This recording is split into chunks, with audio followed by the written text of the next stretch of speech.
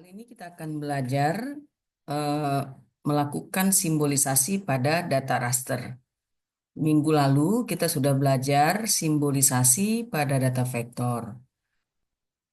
Flashback kembali bahwa data spasial, terutama ketika kita menggunakan QGIS, terdiri dari dua, yaitu data vektor dan data raster. Data vektor itu ada tiga, yaitu data titik, data garis, dan juga area atau poligon ya. Dan data raster ini sudah saya jelaskan pada awal-awal perkuliahan kita. Ini datanya terdiri dari kotak-kotak kecil yang banyak dan setiap kotak itu mengandung data. Ya, jadi tentunya prosedurnya berbeda ketika kita melakukan simbolisasi pada data raster. Nah, sesi kali ini kita akan melakukan simulasi, melakukan simbolisasi data raster. Mungkin di dalam public health tidak terlalu kita pakai ya data raster, tapi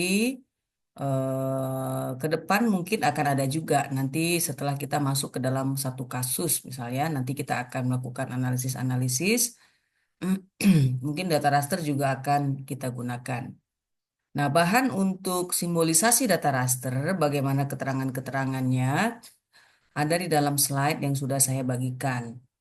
Ya, jadi ada yang disebut single band stretch, single band unique value, dan juga multi band. Dan tiga-tiganya eh, akan kita lihat bagaimana cara melakukan simbolisasi pada jenis data raster ini.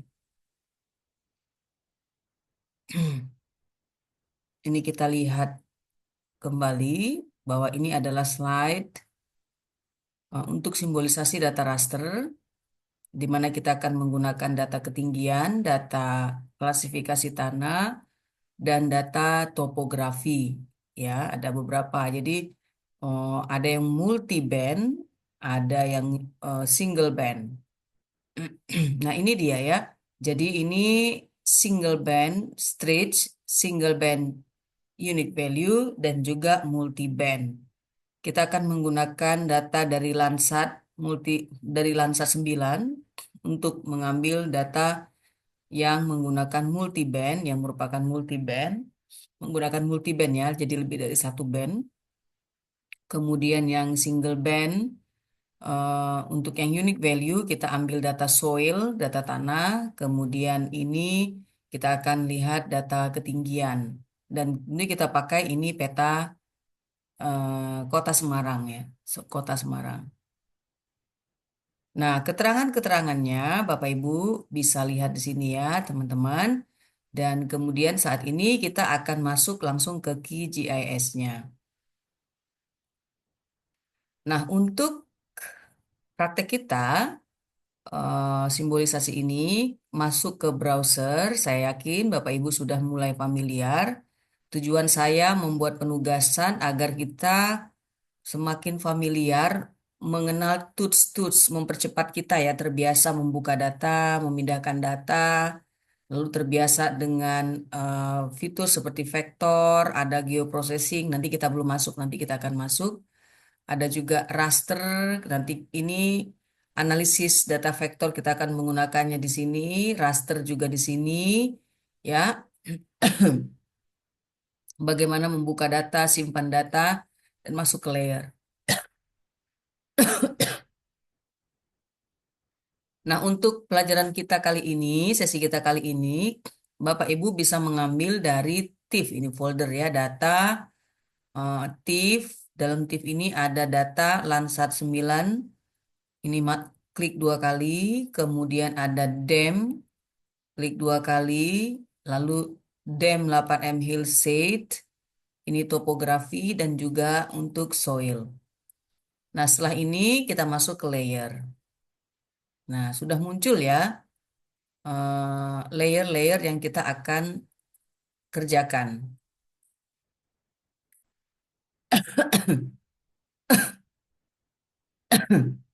Nah, pertama kali kita akan melakukan simbolisasi pada data DEM 8M, yaitu data ketinggian, Bapak Ibu. Kita pindahkan ke atas ya. Kalau ini tidak muncul di kanvasnya, Bapak Ibu bisa klik zoom to layer. Dia akan muncul. Jika menemukan kendala dia tidak muncul, mungkin Bapak Ibu bisa delete, nih, remove di blok dulu, lalu kemudian diklik kanan remove layer dan diulangi prosedurnya. Nah, ini merupakan data ketinggian. Data ketinggian ini bersifat continue, Bapak Ibu ya, data continue. Jadi bukan data yang misalnya dikategorikan gitu. Jadi ini continue, berbeda setiap kotak-kotak piksel yang ada di sini mempunyai nilai masing-masing.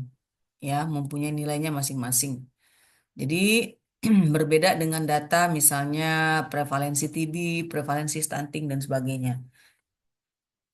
Ya, kita lihat informasi yang ada di dalam layer ini. Klik kanan, klik properties. Kita lihat ada informasi. Di sini dituliskan segala informasi terkait dengan ini ya, single band. Ya. Dan ini terlihat ditulis di dalam keterangannya. Coba ini diklik. Nah, ini ya band 1 gray. Maksudnya ini adalah dia hanya warna putih dan hitam. Jadi dari putih menuju hitam atau sebaliknya putih ke hitam ke putih gitu ya. Jadi abu-abu. Nah, ini kita bisa melakukan resimbolisasi begitu ya, simbolisasi terhadap data ini. Nah, ini artinya ini ketinggian ya Bapak Ibu. Kalau pada simbol ini artinya semakin eh, terang warnanya, semakin tinggi areanya, ya, permukaan areanya. Dan semakin tua warnanya, semakin rendah permukaan areanya. Nah, ini kan berbanding terbalik ya, mestinya ini kan sebaliknya yang terjadi. Biasanya makin tua yang makin tinggi gitu ya. Nah, coba kita akan melakukan simbolisasi kepada data ketinggian ini. Langkah-langkahnya sama seperti vektor, klik kanan, properties, masuk ke simbologi. Nah, pada keterangan simbologi ini terlihatnya single band gray. Ya, mengingat kembali dalam PPT kita tadi, eh, ini. Nah, kita akan melakukan simbolisasi pada tiga tipikal data ini. Tiga tipikal data raster. Nah, sekarang kita mau melakukannya pada data raster single band. Nah, ini single band ini kita akan merubah. Ini kan masih single band gray, ya. Kita rubah menjadi single band pseudo color. Ya, band satu, jadi satu aja memang single band. Nah, kita memilih klik pada color ramp ini, ya. Nah, ini ada beberapa jenis yang sudah dibuat, tapi kita pilih untuk semuanya ada di sini, lengkap ya. Kita pilih, misalnya kita memilih satu warnanya ini ya, atau lebih lebih tua kali ya, lebih tua ini, seperti ini. Ya, ini biarkan begini, ya, apply. Kita lihat keuntungannya apply, kita bisa melihat terlebih dahulu, ya. Nah, kalau kita lihat di sini, tetap ya paling rendah itu hitam gitu. Coba kita mau inverse ya warnanya, invert color. Tinggal di scroll saja ke bawah, ini tadi. Temukan invert colors. Ini. Coba kita apply lagi. Nah, ini warnanya beda ya. Kita lihat color remnya dulu. Udah begini ya tadi ya. Oh, harusnya kita nggak apply ya tadi ya. Nggak apply dulu ya. Cancel. Coba kita ulang, saya ingin memakai warna saya yang tadi. Jadi tidak di-invert dulu. Nah, ini ya, Bapak Ibu. Oke. Nah, kalau kita lihat keterangannya, wilayah yang ini lebih rendah permukaannya. Jadi semakin merah, semakin tinggi permukaannya. Coba kita invert terpisah ya, Bapak Ibu. Atau di sini ada invert. Tadi saya lihat ada invert ya. Nih, warnanya jadi begini ya. Warna hitam. Oke. Nah, ini untuk data yang single band.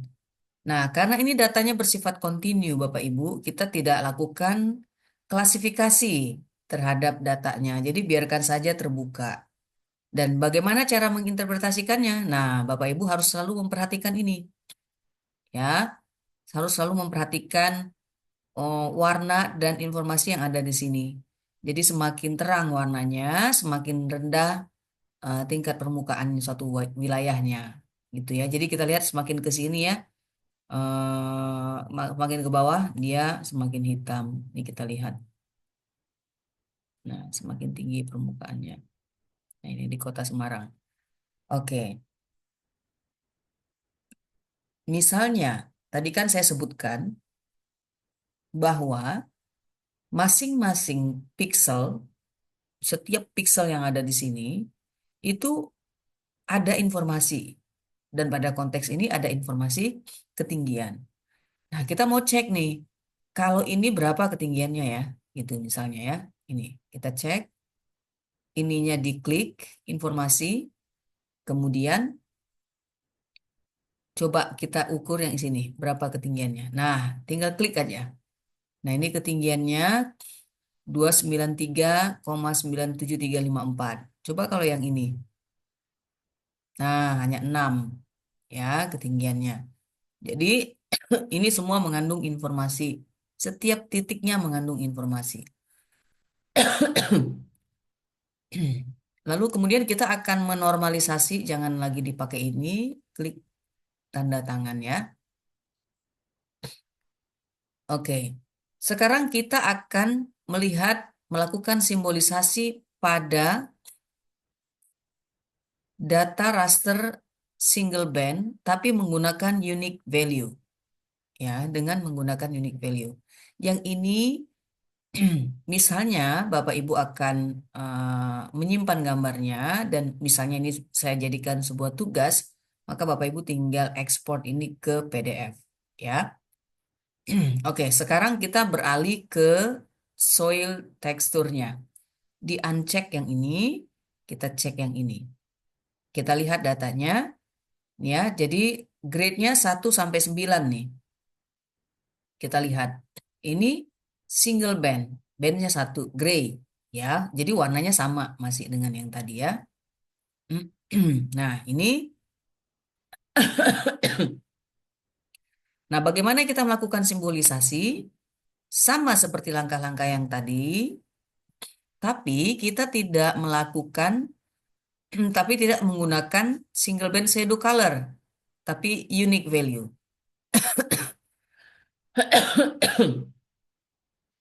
Karena data ini data kategori, Bapak Ibu. Jadi kita bisa keluarkan, ya, classify misalnya. Nah, jadi ini ada kriteria-kriteria tanah.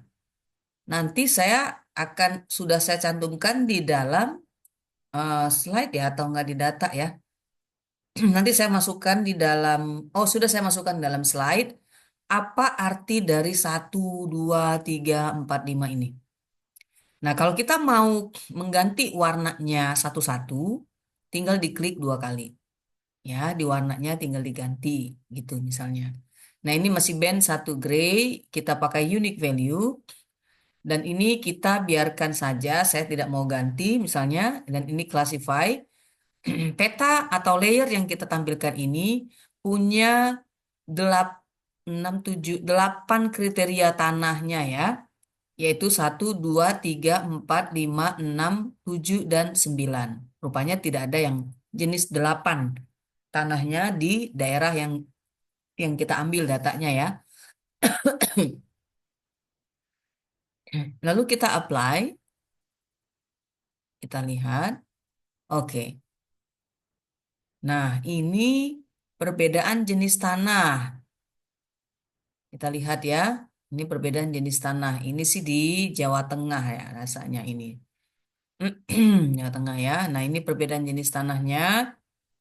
Dan apa artinya kode-kode 1 sampai 9 itu? Saya sudah sediakan di dalam slide. Nah, ini ya ada metadatanya. Ini ya, Bapak Ibu. 1 itu clay, jadi tanah liat, gitu ya. 2 itu silty clay, sandy clay, dan sebagainya. Nah, di sana ternyata ada silty loamnya nggak ada. Itu. Itu kalau kita menggunakan unique value. Jadi data raster yang memiliki kategori, gitu ya, kategori atau dikategorikan. Lalu kemudian kita coba yang multi band. Ya, kita lihat nih langsung ada ya Bapak Ibu tertulis eh, Landsat 9 multispektral, ada multi band, jadi band 1, band 2, band 3. Kita lihat di sini. Ya. Coba kita lihat di properties ya. Informasi. Nah, band 1, band 2, band 3, 4, 5, 6, 7. Ada 7 band. Ya. Band ini seperti saluran gitu ya Bapak Ibu. Seperti saluran. Karena ini kan datanya satelit. Jadi saluran-saluran yang dipakai itu ada 7 saluran untuk menghasilkan peta satelit ini. Nah, nah untuk melakukan simbolisasi pada data yang multiband, kita klik dulu ya. Nah, ini tampilannya Bapak Ibu. Nah, data ini diperoleh, kita lihat dulu ya informasinya ya.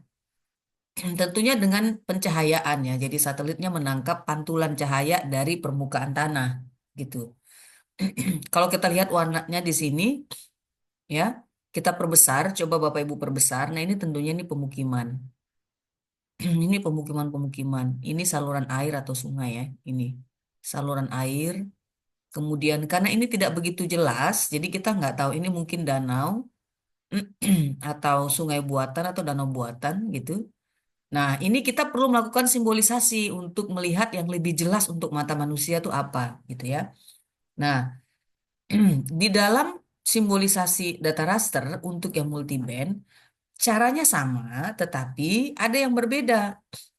Nah, dia memakai kombinasi 3 warna. Di dalam data yang multiband, kita harus memilih 3 kombinasi band yang disebut dengan red, green, dan blue. Kalau kita lihat langsung saja ke sini. Nah, ini ya, ada red band, green band, dan blue band. Nah, ini blue band ya. Di sini multi band color. Nah, tadi kan ada 7 ya, 7 band pada data ini, dan ini pada setiap band red, green, blue itu tersedia 7-7-nya.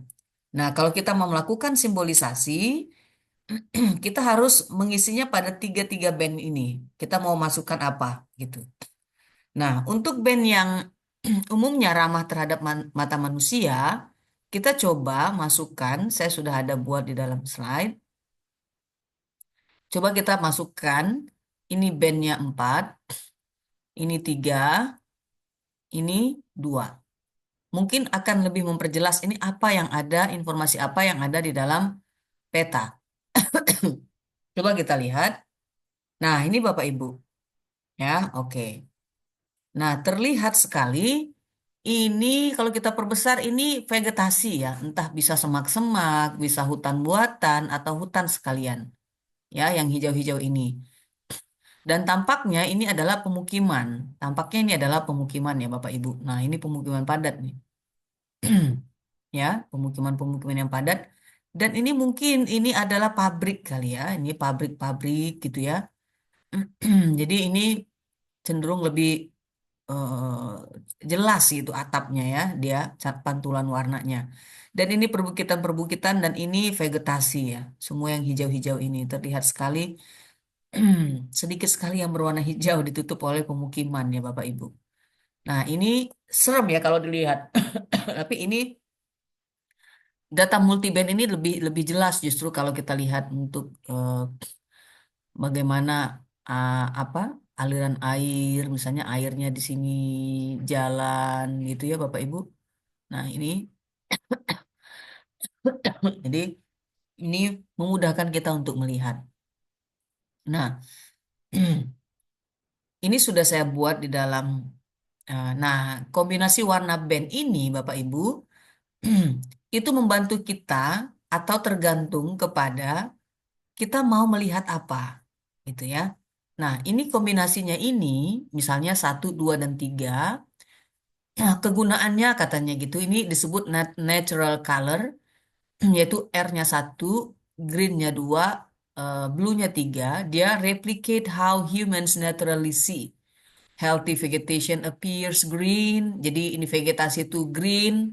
Tadi ya conifer trees are dark green and deciduous trees are lighter green. Ini kalau dia mau menonjolkan memang mau melihat vegetasi misalnya hijau. Jadi dia hijau. Jadi ada maknanya masing-masing. Ya, jadi setiap kombinasi itu ada maknanya. Dia mau menonjolkan apa? Air, vegetasi gitu ya, atau apa gitu. Nah, kombinasi misalnya 412.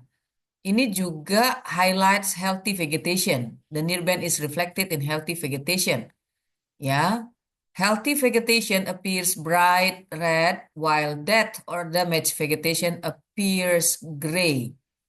Jadi Bapak Ibu bisa melihat bagaimana kombinasi-kombinasi ini digunakan.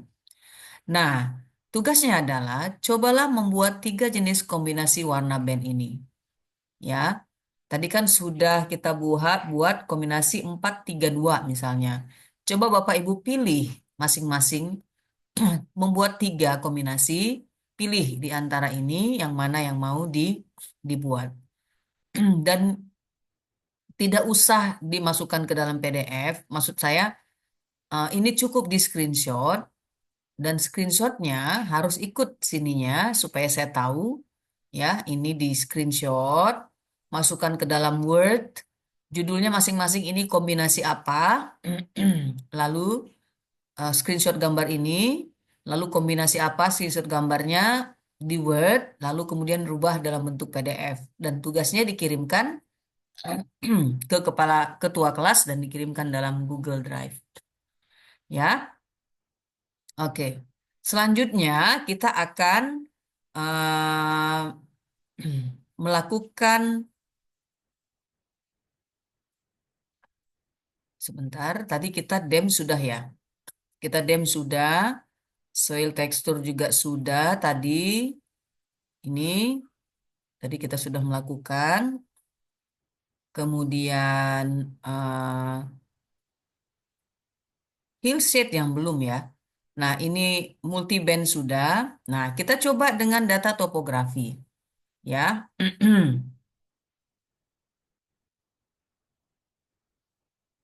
Topografi ini, hillshade ini berbeda dengan ketinggian ya Bapak Ibu. Jadi dia menunjukkan kontur-kontur permukaan. Ya, lekukan-lekukan begitu itu kelihatan ya. Nih, kita lihat sendiri. Dan ini single band ya, dia single band. Ini kita gunakan untuk analisis topografi biasanya.